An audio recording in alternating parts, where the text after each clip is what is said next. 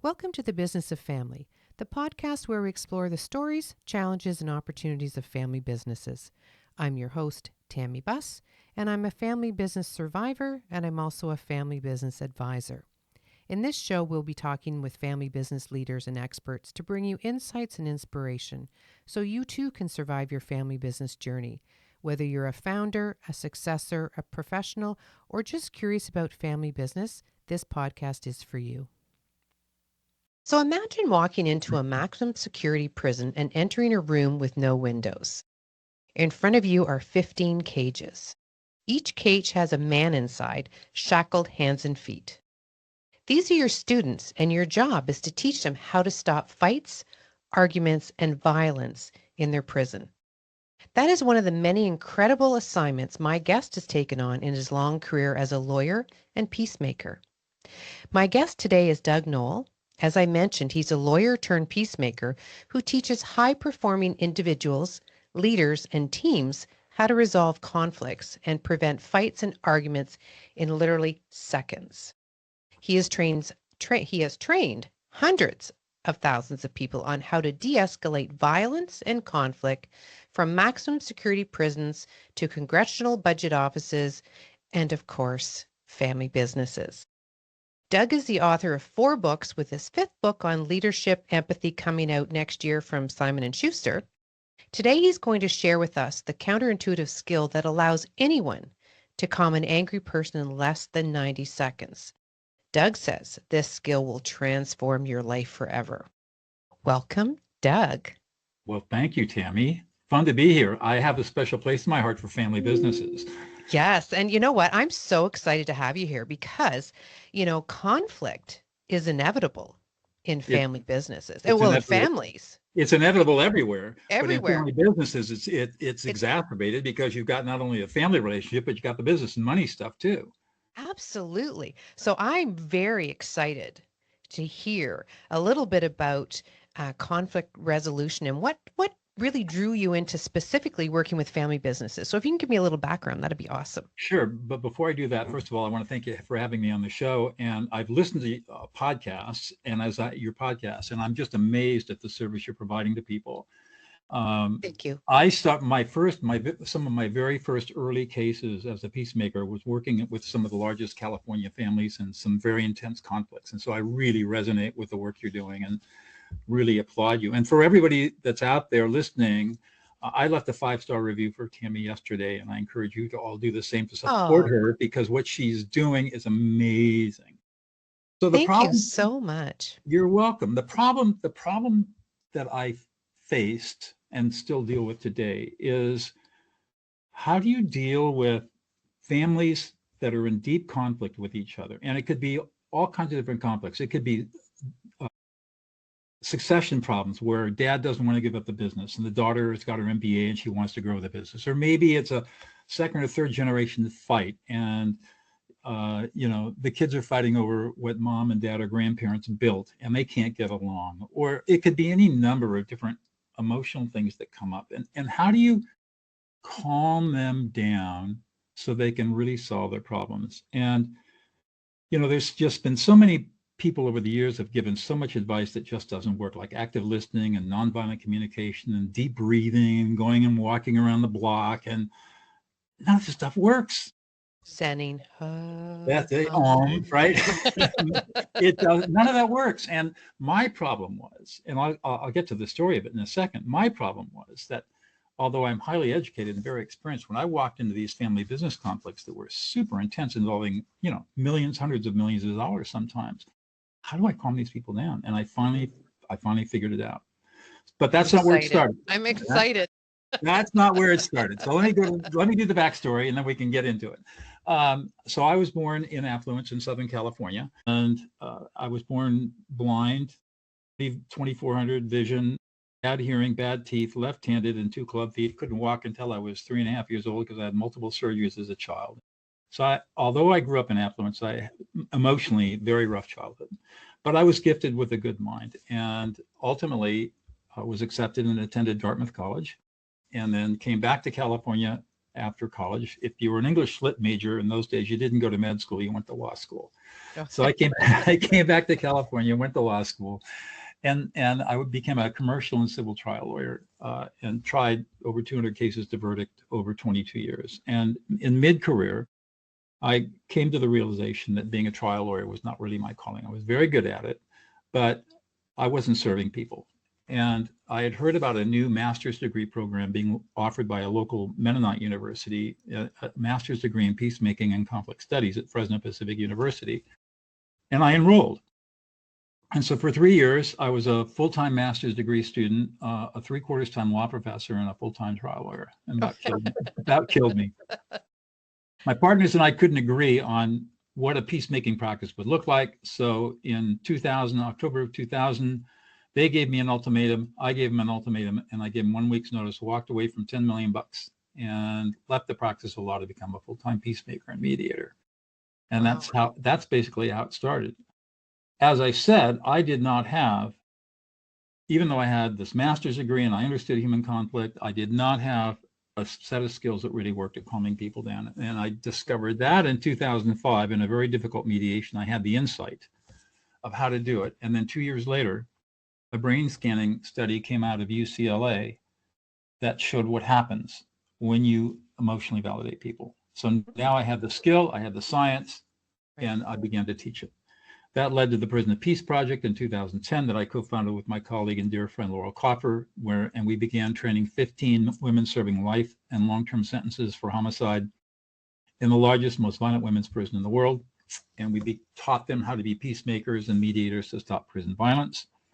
And so Prison of Peace expanded, and the intro you gave comes from an actual experience that happened to me at Corcoran State Prison in 2018 when I walked in to the Supermax prison, and I was assigned to train guys coming out of gangs, murderers, how to stop prison violence. And my students were sitting in 15 cages in hand shackles and arm shackles, and I'm sitting there teaching them how to become peacemakers. It was a pretty amazing experience. Wow. I'm thinking sometimes I'd like to have my families in shackles.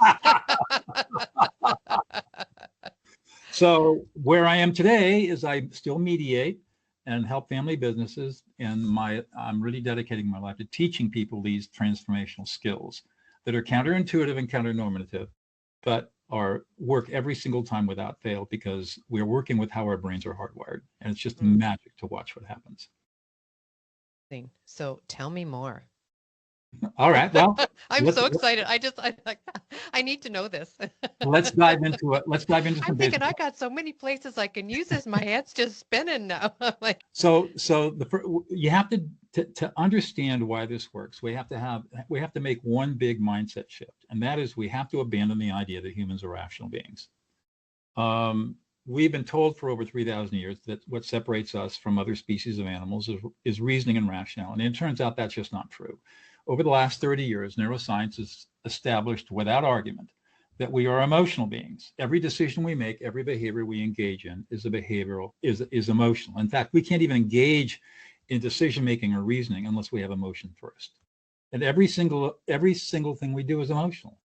So when we stop judging people from this standard of rationality, so they're just being irrational or being stupid, or they're not thinking clearly, or what's wrong with them, and start looking at people as they're just having an emotional experience. They're being normal human beings. And in a family, emotions are everything. If we can start looking at people as emotional beings having emotional moments, then we let go of judgment. And that allows us to understand that we cannot solve emotional problems with logic or reasoning. So we have to abandon logic, abandon reasoning. Those are just not even in the equation when we're working in relationship of any kind, whether it's a business relationship, a professional relationship, or especially in a family business, where it's the combination of both. And the skill set is called affect labeling, AFFECT-LABELING, affect labeling. And basically, that's a technical word, and we can describe it as emotional validation. All we have to do is listen to and validate the emotional experience of any upset person, and they will literally calm down in 90 seconds. They can't help it. It's the way their brains are hardwired. And it works every single time. It's worked in maximum security prisons, to the Congressional Budget Office, where I've trained analysts how to de-escalate members of Congress and staff, and everybody in between. And it's just how the human brain is wired. That's what the seminal study in 2007 out of Lieberman's lab shows. So how do you do it? It's a 3-step process. Really easy to describe. Takes a little bit of practice to get it figured out. But the way you do it is you've got somebody who's really angry. And the first thing you're going to do is ignore whatever they're saying. Whatever they're saying, it's just white noise. We're just going to totally turn it off. And we're going to do that so we don't get triggered, because maybe they're screaming and yelling at us. So we're going to not listen to them, and we're going to turn it into white noise. The second thing we're going to do is we're going to read their emotions. And people say all the time, I can't read emotions. I don't even know how to do that. I barely even know what I'm feeling myself. But the truth is that we have an innate ability, again, another part of our brain that we don't develop this ability because of our cultural bias against emotion, but we have the innate ability to quickly and efficiently and accurately read the emotions of other people. And we've had this ability going back millions of years, long before vocabulary and language evolved, which only began to evolve 230,000 years ago. For millions of years before that, hominids communicated non-verbally and through emotion. And so we're able to do that. We just haven't tapped into this ability. Well, I think verbal is only a very small percentage of that. 7%. Yeah, very the small. Moravian study from the 1960s. Yeah, because I tell you, when your parents puts their hands on their hips and looks at you and doesn't say anything, you know exactly what they're saying, right? Exactly. Somebody's pissed off. Yeah, absolutely. So the words are irrelevant. That's right. So we learn to read the emotions. And part of the problem with learning to read the emotions is that for most people, until they're trained, emotions are unstructured data. And what I mean is emotions are data, just like numbers on a spreadsheet. But if we don't have a way of structuring that information, our brains can't access it to use it. And so we may have some emotional vocabulary, but if we don't have it in an orderly way where we can access the different kinds of emotions in a quick and easy way, then we're going to stumble and fumble, and it's difficult. So we have to learn how to structure the emotions. Not hard, but you just have to understand that that's a skill that we have to develop, is structuring this emotional data. And when we read the data, now it's structured, we understand what it is, and that allows us to go to the third step, which is to reflect the emotional experience of this really angry, upset person with a you statement. And all you're going to say is you are. So this is what it sounds like. And I'm going to go through, there's 7 layers of emotions. I'm going to go through all of them. Imagine, Tammy, that you are really upset. You're in your family and you are just beyond mad. And this is how you get calmed down. So Tammy, I'm already thinking of something that I'm already making me get upset. So I want you to feel what happens inside you as and this will only take 90 seconds. So Tammy, you are really angry. You're pissed off. You're frustrated. You're just irritated beyond belief. And you feel really disrespected. Nobody's listening to you. You feel invisible and you feel completely unappreciated and unsupported. And you're really worried and concerned and anxious about what's going on. And you're disgusted and offended by the way you've been treated. And you're a little embarrassed and feeling a little shame because you keep getting triggered over and over again and it never seems to stop. And you're really sad. You've lost connection with your family. You're stressed. You're unhappy. You're even miserable. And at the end, you feel completely abandoned and betrayed and rejected. And you feel unloved and unlovable by everyone. And it's just making life miserable for you. How did that land? Well, I'm actually much calmer. Exactly. At the end, I'm like, oh, well, I was all riled up now, and I can't continue to be riled up because you're making me think. Right. That's right. It's exactly right. It's a biophysiological response, and that's what the brain scanning study shows. Is what happens is that when you affect label in the way or emotionally validate in the way that I just demonstrated, your brain, I am diminishing or inhibiting the emotional centers of your brain, primarily in your amygdala. I'm inhibiting that. At the same time, I'm activating one part of your brain called the ventrolateral prefrontal cortex, which is the thinking part of your brain. And in 90 seconds, you completely flip from being upset to being able to think again. And now we can problem solve. So how should we solve this problem, Tammy? And that's Please all. tell me. That's it. I mean, that's it. Now, It's easy for me to do because I've been doing it for a long time and I teach it. But for most people, it takes about 8 weeks of practice to master it. It's like learning how to ride a bicycle. We're 3 years old, we learn how to ride a tricycle, and then we get to 4 and we get training wheels on the two-wheeler. And then finally at 4.5, Dad says, time to take the trainer wheels off. And we get on and we're pretty nervous and not sure whether it's going to work. And he's running alongside us and boom, all of a sudden we got it. And now we're free. We got freedom. We got a bicycle. That's the way this is. And it takes about the same amount of time. So do you leave them? So if someone's ranting, so something has set them off and they're angry and they're upset and they're yelling and how that just sometimes gets, out of control. Do you just wait till they stop, a natural stop, or do you try to get them to stop in the middle? Because again, that's a great question. Sometimes it can go longer. Sometimes it can be quite short. So the way you work it is the conversation might go like this. So Tammy, tell me what's going on. That it'll just be a tell me question. Tell me what's going on. And now you start to rant. The moment I start sensing emotions coming out of you, I'm going to interrupt you and stop you. Oh, you're really angry and frustrated. You're really pissed off.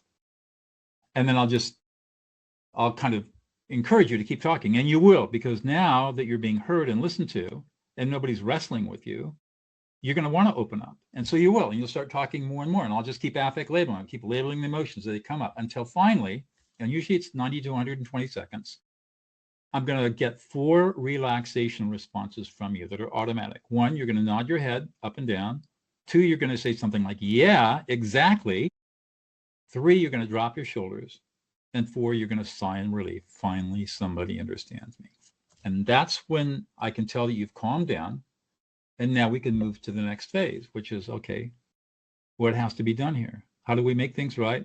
How do we solve this problem? What needs to happen for this not to happen again? Whatever open-ended question we can ask, not giving advice, open-ended question to find and start engaging in a negotiation over what needs to change. And that's how it works. I love that. That is simple, easy, fast, and effective. It just takes practice. Yeah. It's not something I can describe it for you. You can read my book, but until you really start practicing it, it won't sink in. We never rise to the level of our knowledge. We only fall to the level of our training and practice. On this podcast, people are going to rewind to get back to what happened again? Can we try that one more time? So I'm like, how'd you get me down there? I was thinking about something that made me all upset. Right. And then before I knew it, I'm like, oh, and so I honestly want to do that one more time. So let me explain what I did and help you structure the emotions. So negative emotions come in 7 layers. The first layer is anger. The second layer is disrespect. The third layer is fear. The fourth layer is disgust. The fifth layer is shame, embarrassment. The sixth layer is sadness. And the 7th layer is abandonment and being unloved and rejected and betrayed. So what I basically did is I went through all 7 layers. I didn't use all the emotions.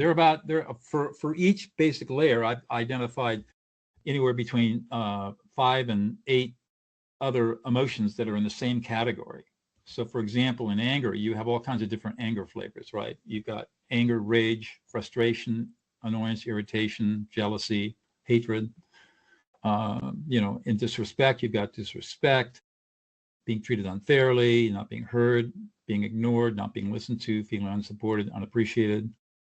And the fear emotions, you've got a whole bunch of fear emotions that worry, concern, anxiety, terrified, scared, fearful, concerned, and so forth through all the layers. And basically what you have to learn is you just basically learn those emotions and then you learn the script, which is simply to say you are.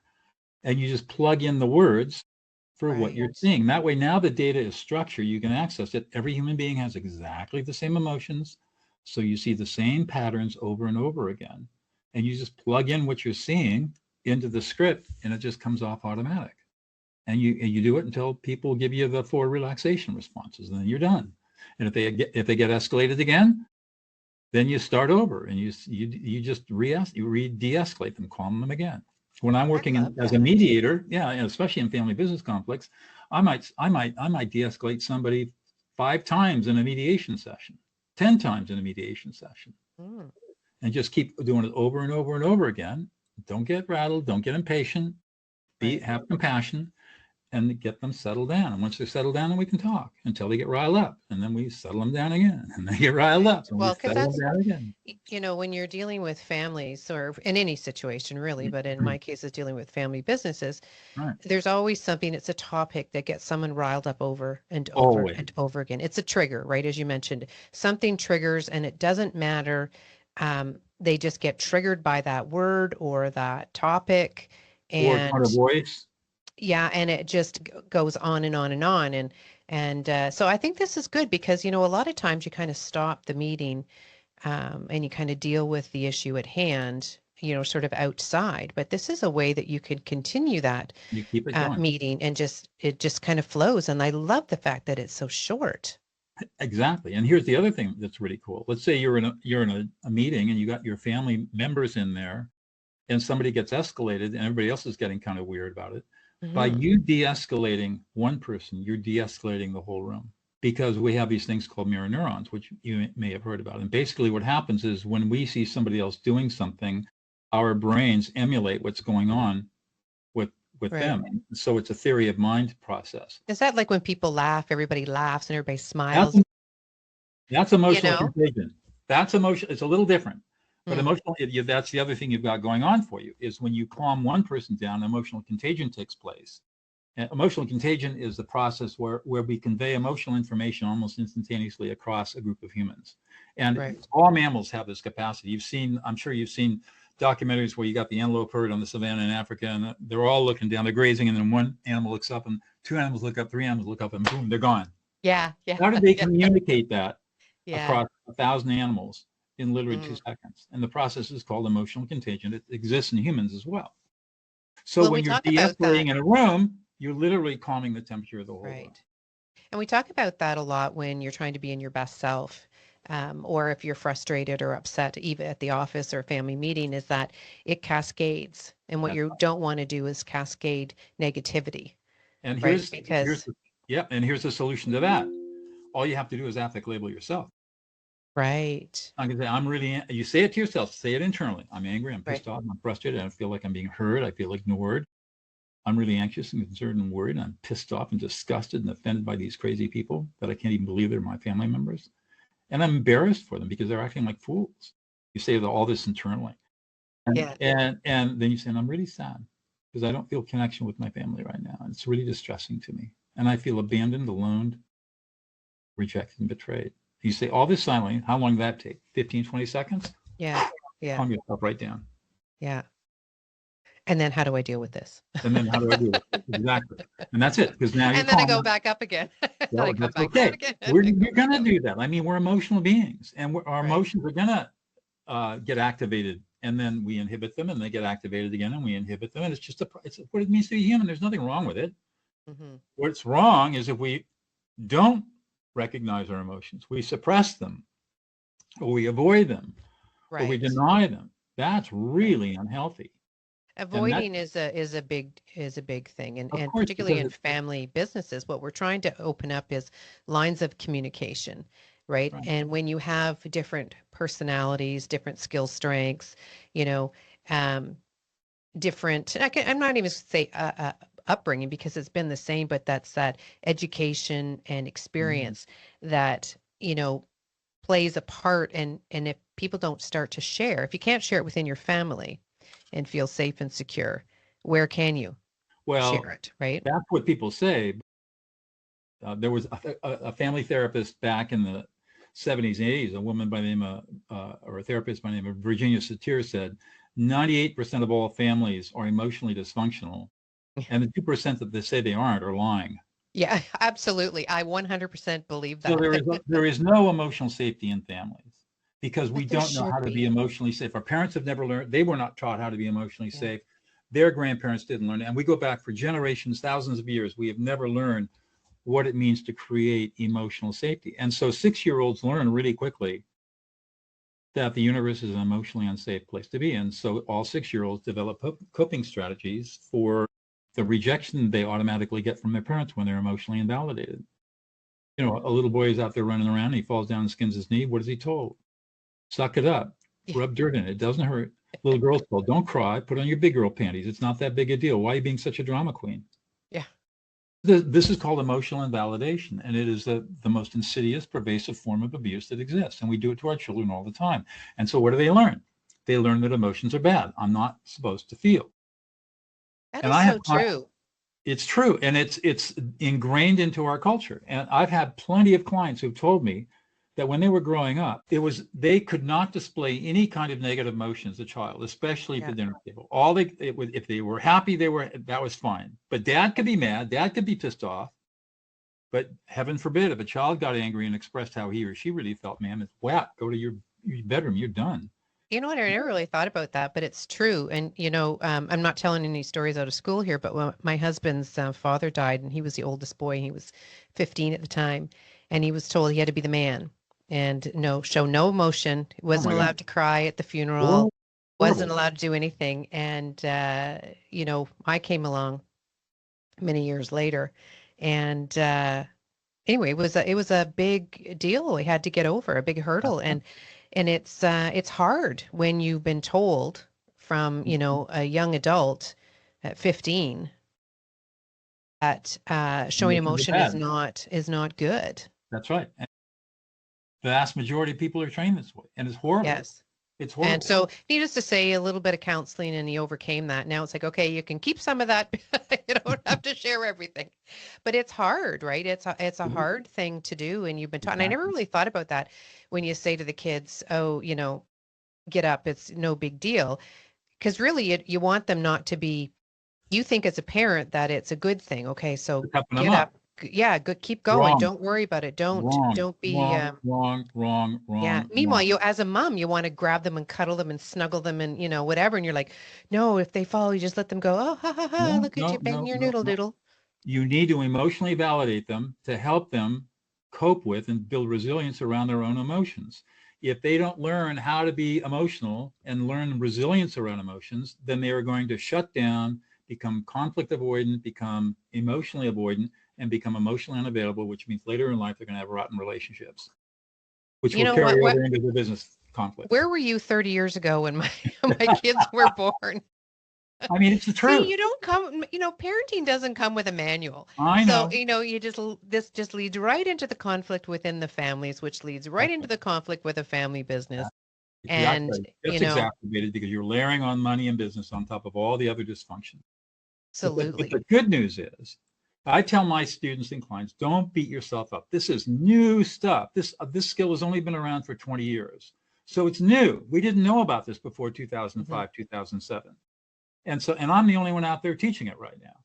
So it is brand new. And so don't beat yourself up for something that you didn't know about. But now you know, and now Yeah. you have no excuse. You should never emotionally invalidate. Always validate emotions, especially children's emotions. And what the research shows is if you start validating a children's emotions between 3 and 4, by the time they're 12, they're going to be 2 grade levels ahead of their peers academically. They're going to have the emotional maturity of a 21-year-old, and they're going to be socially accepted across all of their peers. I mean, they're just I love amazing, that. amazing children because they've matured emotionally. And they mature emotionally because the parents hold a safe space for them to experience emotions. You validate their experiences. They learn how to label their emotions, and they learn emotional competency. If you I love deny that. all that, it's like cutting off their arms and legs. Yeah. So believe it or not, we're out of time. I can't believe how fast that went. Listen, I want to have listeners be able to reach out to you. So what books should they, read, Well, or where can they take a course? I'm like, and where do I sign up? I need yeah, to let take. me. I got a really good. I put I love your podcast so much. I put together something that is really cool. First of all, I built a ChatGPT. It's called the De-escalate advisor, and all you have to do is it'll prompt you to what's the situation, and it'll tell you what to say and give you prompts. Really? Really Oh my cool. God, I love that. The other thing that I'm doing is one of my online video courses I've unlocked called anger to dealing with anger and aggression. And it's a very sophisticated 4-week video course on how to deal with anger and aggression. And I've unlocked that for everybody. And the way you get access to it is DM me, direct message me on LinkedIn at Douglas Noll, DouglasNoll, and we'll start having a conversation on LinkedIn, and then I'll get your email address and I'll send it to you. If people Oh, want that's to, the other way that fabulous. people can get this stuff is the fourth book, De-escalate, is available on Amazon. My website is dougnoll.com. You can email me at doug@dougnoll.com, and I'm happy to work with you. But I really think that if you try out the de-escalate advisor, it's pretty cool, and Yeah. it's a fun little artificial intelligence tool that really helps a lot. So just Oh, I think this is DM me at great. LinkedIn, and I'll send it to you. I think this is amazing. I can't wait to start using it. I've already forgotten what you've told me. I know there's 7 layers, and I probably won't get the right order, but I'm going to have to put this on a wall. I'm going to have to print it out, put it on the wall, so just to remind myself, and I can constantly use it Right. because I honestly, in this business, I probably could use it about 10 times a day. At least, right. I mean, when we're professional advisors to family businesses, this is our go-to skill. Ignore the words, read the emotions, reflect the emotions with a use statement. I love it. That's the I love mantra. it. So if you've listened to my podcast, then you know I like to end with your top 3 tips. Right. So what would be your top 3 tips that you would give to family businesses? Well, build your emotional. Start young. If you're parents and you're starting a family business, or maybe you've inherited a family business, and it's a possibility your kids are going to come up in the business, you've got to start developing their competencies when they're 2, 3, and 4, and 5 years old. You're not going to develop them as good business colleagues when they're in their 20s if you haven't done the development work when they're young children. So start early. Stop emotionally invalidating your children. Validate their emotions. Help them mature. You've got to become an emotional coach.